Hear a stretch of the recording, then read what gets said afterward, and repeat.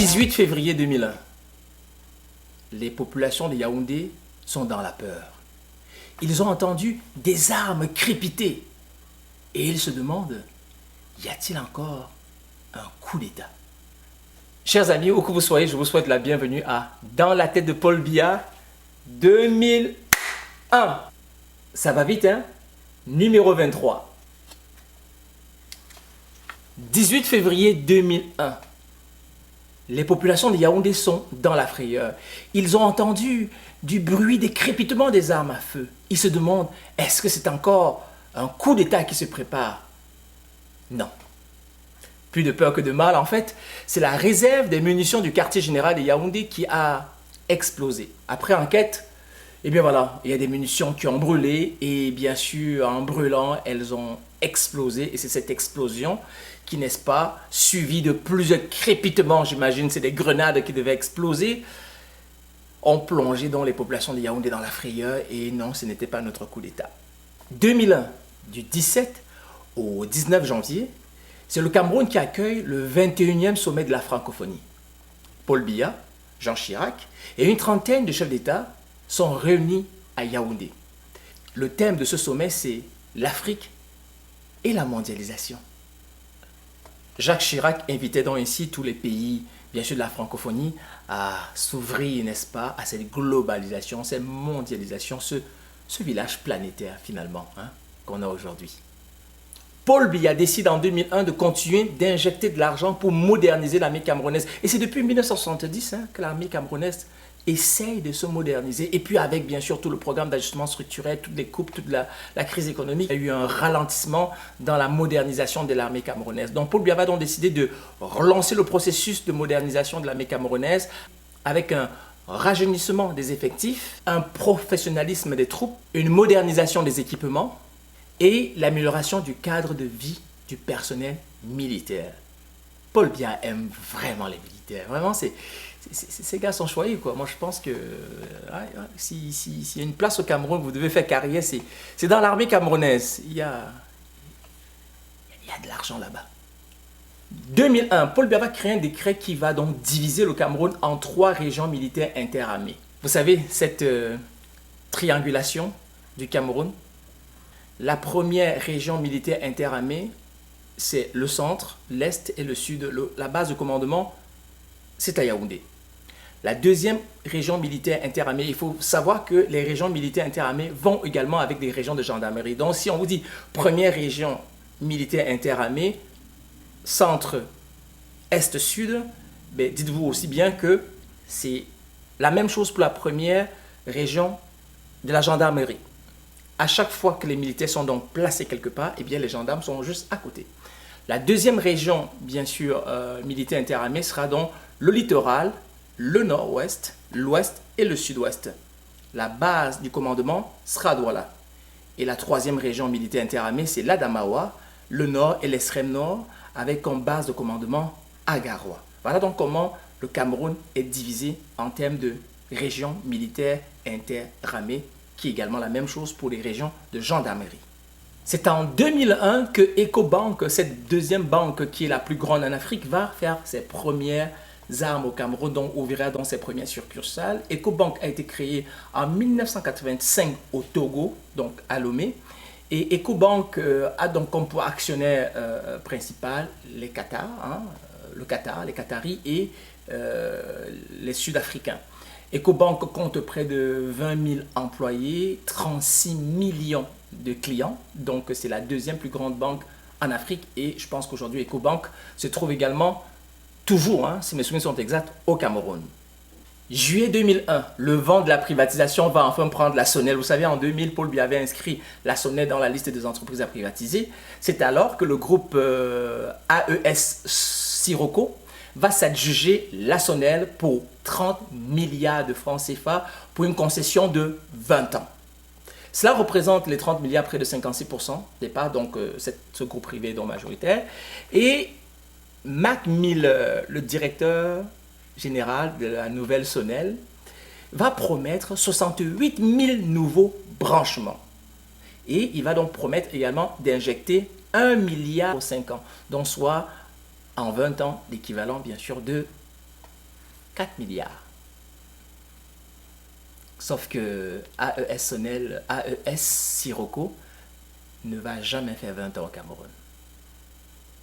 Je pense qu'aujourd'hui, c'est un autre groupe qui est propriétaire. Et les Camerounais n'ont pas toujours d'électricité. D'ailleurs, en 2001, nonobstant le fait que la Sonel vient d'être vendue, le Cameroun va vivre sa plus grosse crise énergétique jamais connue. Depuis 1980, initié par Amadou Ahidjo, il y avait un plan qui consistait à améliorer le réseau énergétique du Cameroun. Le programme hydroélectrique du Cameroun a malheureusement eu de la difficulté à être mis en place par Paul Biya, bien sûr, notamment à cause de la crise économique. Le programme d'ajustement structurel que Paul Biya a conclu avec la Banque mondiale et le FMI va donc avoir des conséquences désastreuses sur le programme hydroélectrique du Cameroun. Il va donc y avoir un délestage, je pense que c'est un nouveau mot que les Camerounais vont apprendre, le délestage, un blackout total, les pannes vont être récurrentes le jour, le soir, il n'y a pas un seul répit pour les populations du Cameroun et c'est sur l'étendue du territoire national. La vastuité des équipements, l'absence de financement sur le réseau hydroélectrique, la baisse des niveaux d'eau dans les barrages, bien évidemment aussi.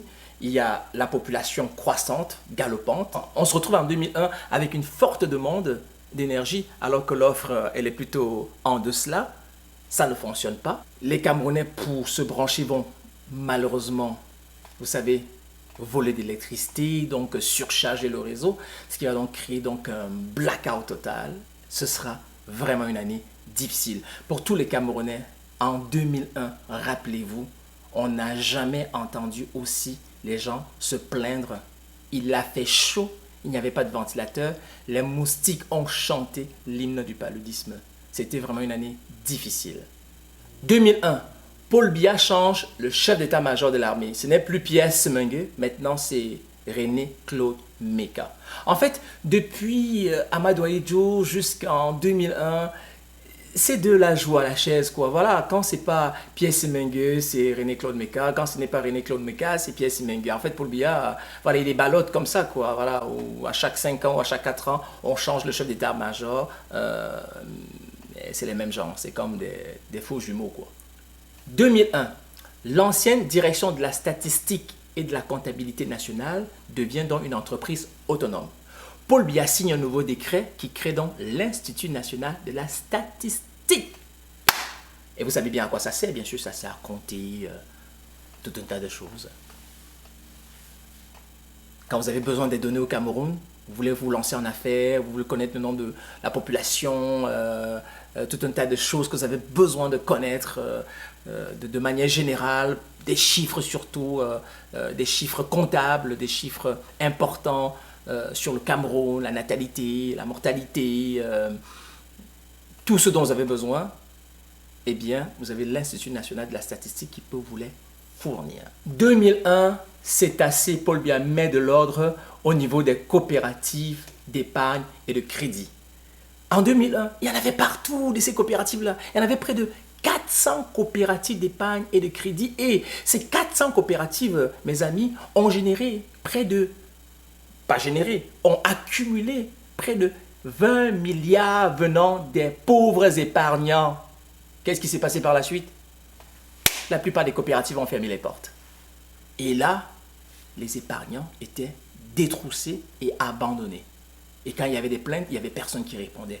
Alors là, Paul Biya va dire, ok, c'est assez, puisque ces coopératives d'épargne et de crédit étaient placées sous tutelle du ministère de l'Agriculture. Désormais, on change les données. Paul Biya a donc demandé à la COBAC, la Commission des banques d'Afrique centrale, de mettre dans de l'œil définitivement sur toutes les personnes qui arrivent dans l'idée de créer des coopératives d'épargne et de crédit. Ce sont d'ailleurs ces coopératives qui ont rendu les Camerounais craintifs quant à leur rapport avec les banques, quant à leur rapport avec l'épargne, aller déposer leur argent dans les banques. Donc à partir de ces années-là, beaucoup de Camerounais préféraient dormir chez eux avec leur argent sous leurs oreillers, dans les armoires, un peu placés partout, au risque bien sûr de se faire agresser, que les souris bien sûr les mangent, ou même d'oublier l'endroit où ils ont déposé leur argent, parce que la confiance auprès des institutions financières était finie, terminée. Les Camerounais ne voulaient plus rien savoir. Alors Paul Biya n'avait pas le choix que d'intervenir. Privatisation manquée de la SNEC.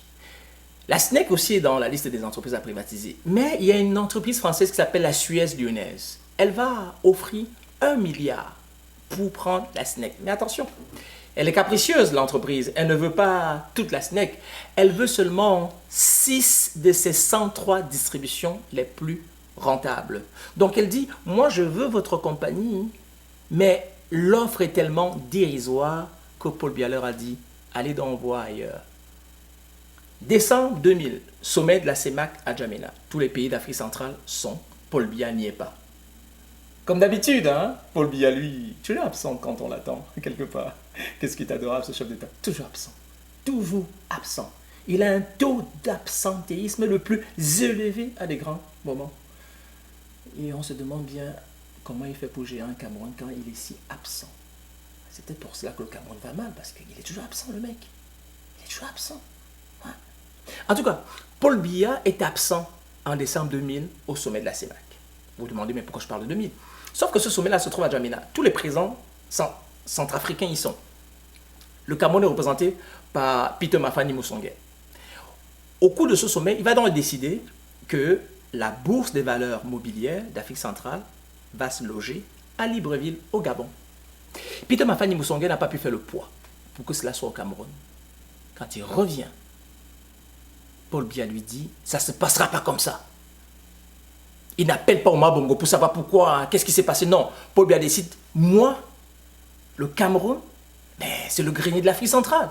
Pourquoi est-ce qu'une bourse des valeurs mobilières va être au Gabon, un petit pays de 1 million d'habitants, face à un Cameroun? Non, jamais. Douala, c'est le centre économique du Cameroun.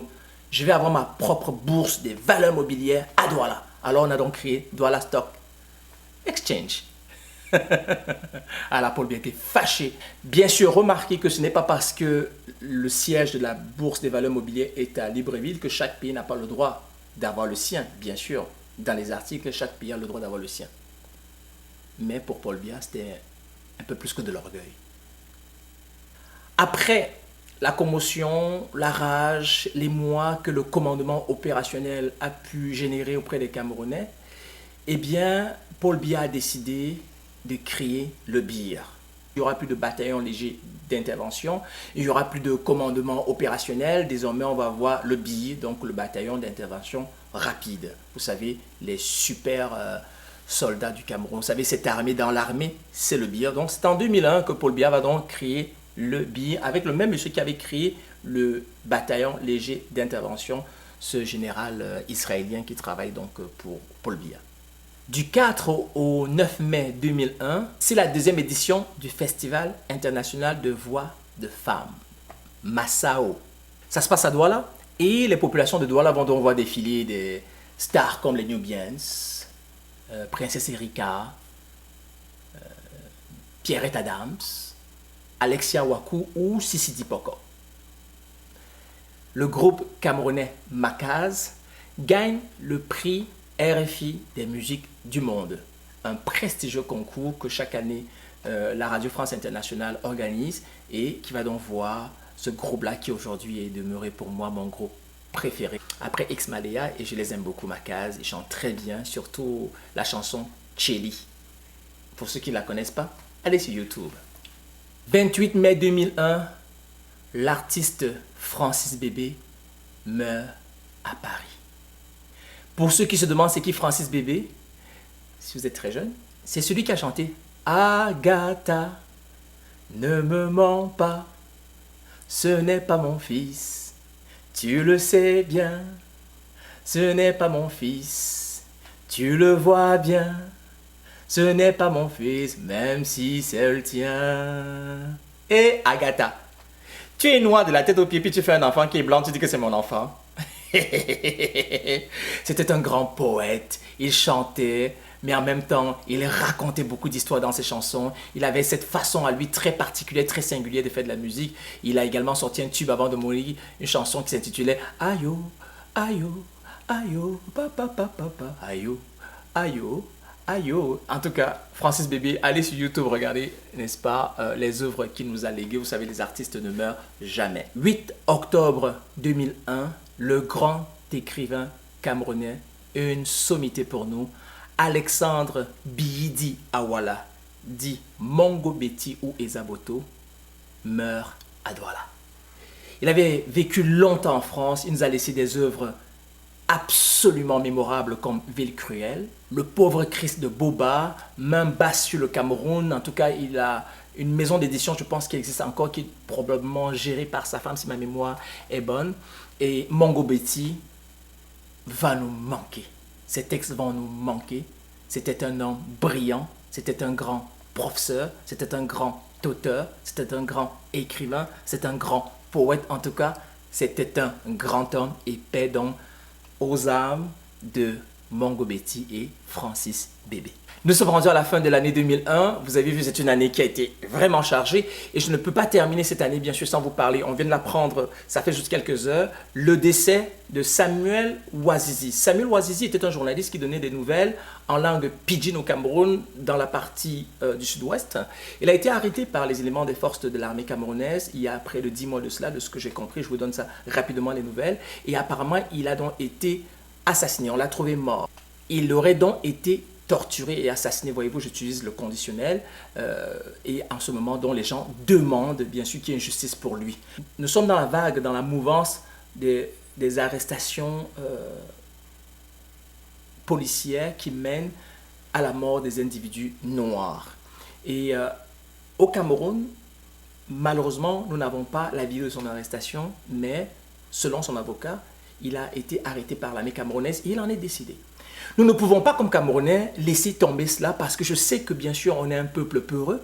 Pas parce qu'on est vraiment mu par la peur, mais parce que, bien sûr, l'armée camerounaise a toujours fait cela, c'est-à-dire d'intimider des gens et de les assassiner. Puis, bien sûr, ça fait peur à la population. Nous avons tous peur des armes, et moi aussi. Mais nous ne pouvons pas nous taire. Nous ne pouvons pas nous taire. Nous devons réclamer une justice pour Samuel Ouazizi. Ceci est inacceptable et je ne manquerai pas de faire un coup de gueule là-dessus.